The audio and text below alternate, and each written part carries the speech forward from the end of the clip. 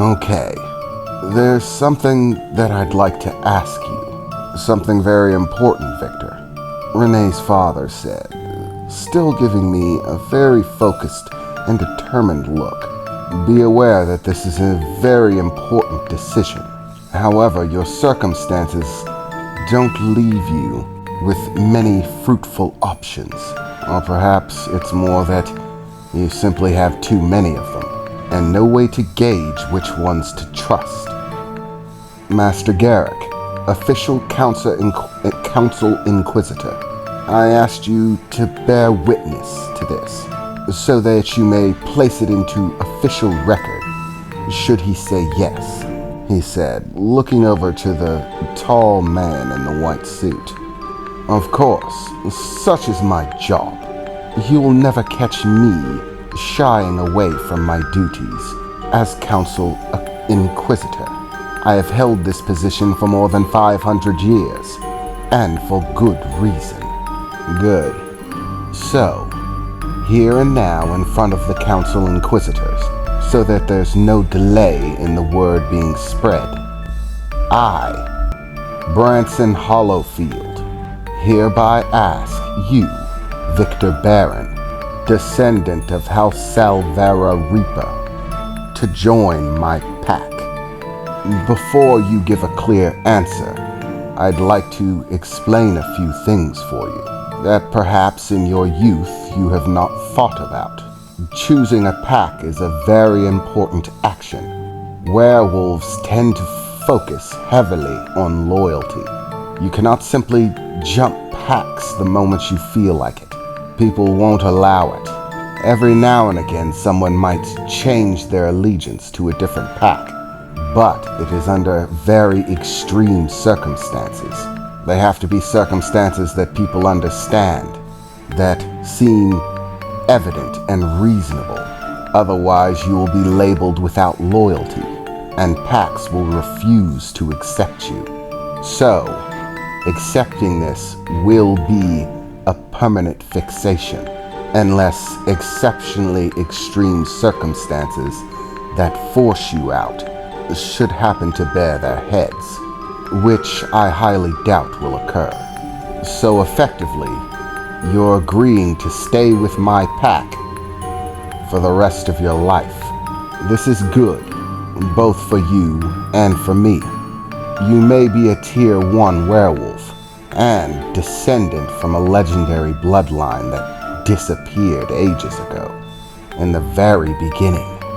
But as an untrained werewolf, you, especially with a reputation like the one you're going to have, are going to need protection whilst you learn to master your abilities, to ensure that others do not come gunning without facing a great deal of opposition. If you are part of a strong pack, then this will highly limit those who are willing to try to begin confrontation. In other words, it means you will not stand alone. My pack ranks 15th in the world, one of the most powerful, out of the 146 packs that exist. So, we have great strength and influence. I, of course, am the pack leader, but these are not the only things of importance. Something that might be more prevalent on your mind is your relationship with my daughter, Renee.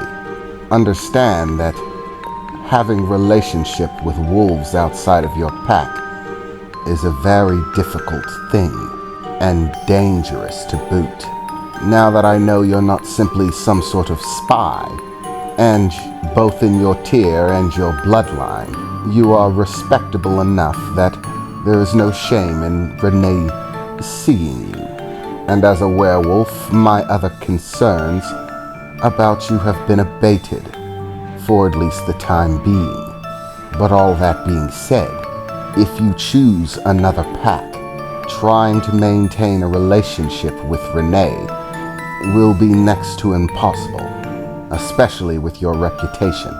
In the end, Renee is descendant from the pack leader, and thus is next in line to lead the pack herself, and cannot defect to another pact.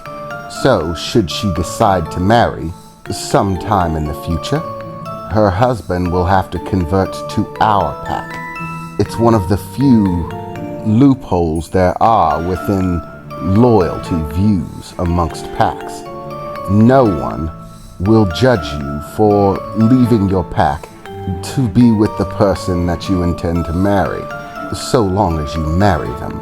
So even if you joined another pack, if you intend to be with Renee in the end, it would all simply be a waste of time, amounting to you joining my pack anyways.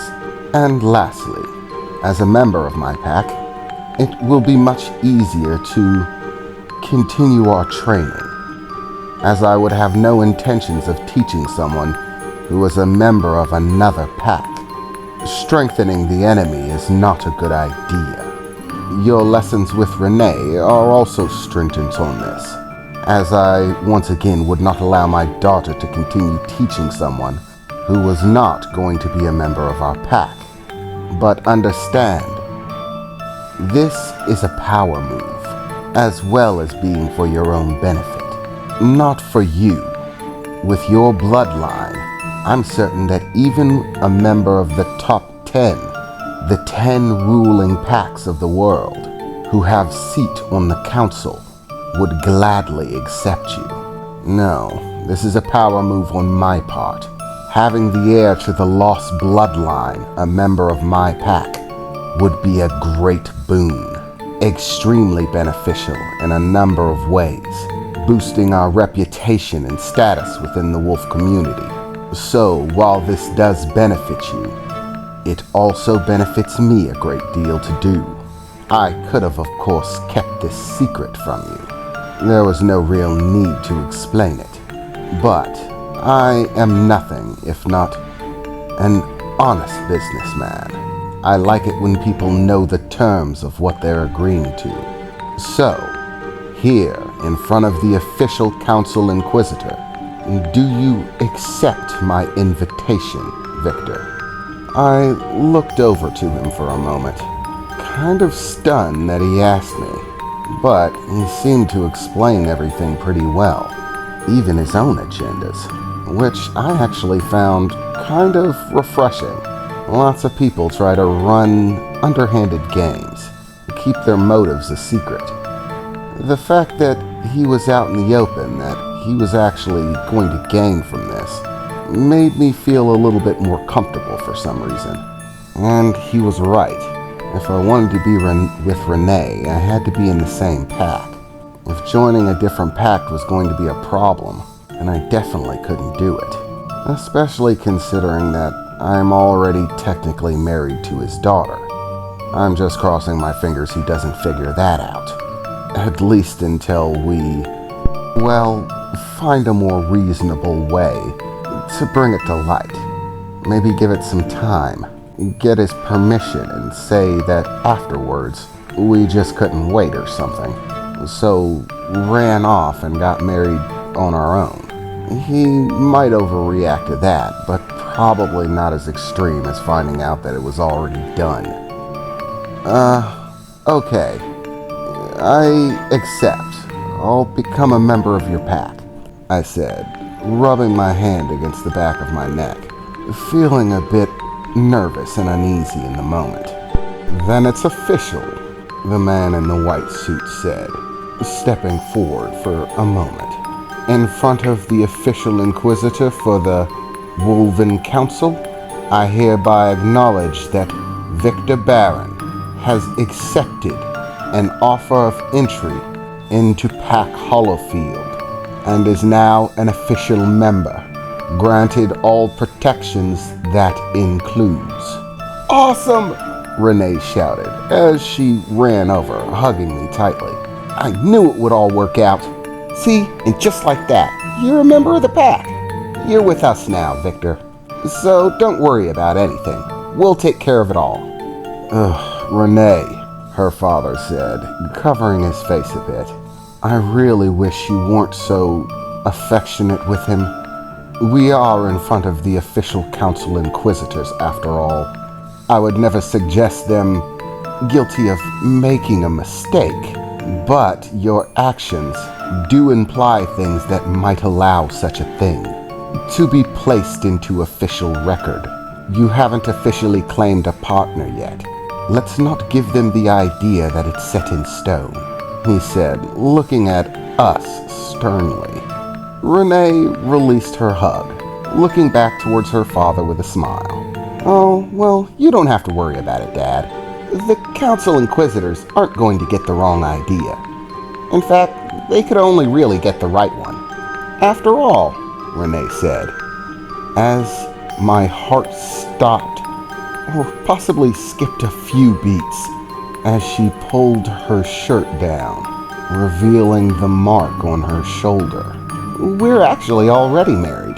So right here, in front of the official council representative, we might as well put it on the record that my husband has been granted official entry into the pact by my father. At that point, the look on Renee's father's face was a mixture of absolutely stunned and furious beyond reason. What? He shouted loudly, actually seeming to have a secondary layer to his voice, like Renee had when she had transformed, but while he was still human. His teeth actually grew out, and his eyes were giving off a powerful orange glow as he clenched his fist, staring down at Renee. When? That's impossible! Do you have any idea, Renee? I absolutely have an idea, Dad. It's already been done, and can't be undone. You made a power move to get Victor into your pack, so I thought it only fair that I counter with my own power move.